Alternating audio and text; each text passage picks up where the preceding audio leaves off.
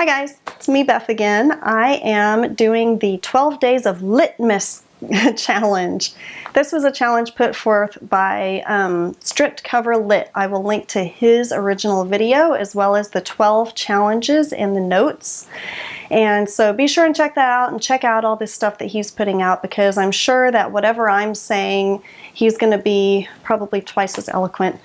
I'm really selling myself here, aren't I? So today's challenge, day 2, is to name your favorite flash fiction. Now I can't really say that it's my favorite because there's a lot of flash fiction out there. There's so much, but it's one that I like very, very much. One problem I have found with flash fiction is that it's so short. It's usually under 1,000 words. If you want to get really flashy, it's under 500. But since it's so short, it seems like some authors make the mistake of not fully encapsulating it. They don't have a beginning, middle, and end.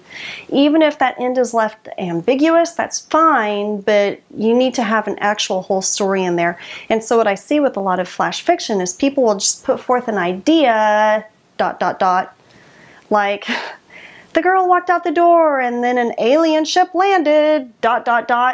No, no. It doesn't work for me.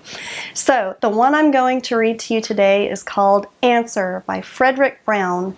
This was published in 1954 and was part of a crop of what I think is really fascinating short sci-fi from the 1950s. The ideas that they were wrapping their heads around, you know, like the technological boom, the threat of the Cold War, all of this fear of otherness, all of the radical change going on at the time, sci-fi just really brought those fears together into really a sharp relief. And so I'm going to read this one to you because it's very short. Don't worry, I won't go on forever and ever. Okay, so Answer by Frederick Brown. Dwan Ev ceremoniously soldered the final connection with gold. The eyes of a dozen television cameras watched him, and the sub-ether bore throughout the universe a dozen pictures of what he was doing. He straightened and nodded to Dwar Rain, then moved to a position beside the switch that would complete the contact when he threw it. The switch that would connect all at once all of the monster computing machines of all the populated planets in the universe, 96 billion planets, into the super circuit, which would connect them into all one supercalculator, one cybernetics machine that would combine all the knowledge of all the galaxies. Dwar Rain spoke briefly to the watching and listening trillions. Then after a moment's silence, he said, "Now, Dwar Ev." Dwar Ev threw the switch. There was a mighty hum, the surge of power from 96 billion planets. Lights flashed and quieted along the miles-long panel. Dwar Ev stepped back and took a breath. "The honor of asking the first question is yours, Dwar Rain."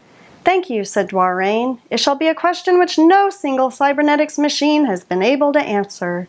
He turned to face the machine. "Is there a God?" The mighty voice answered without hesitation, without the clicking of a single relay.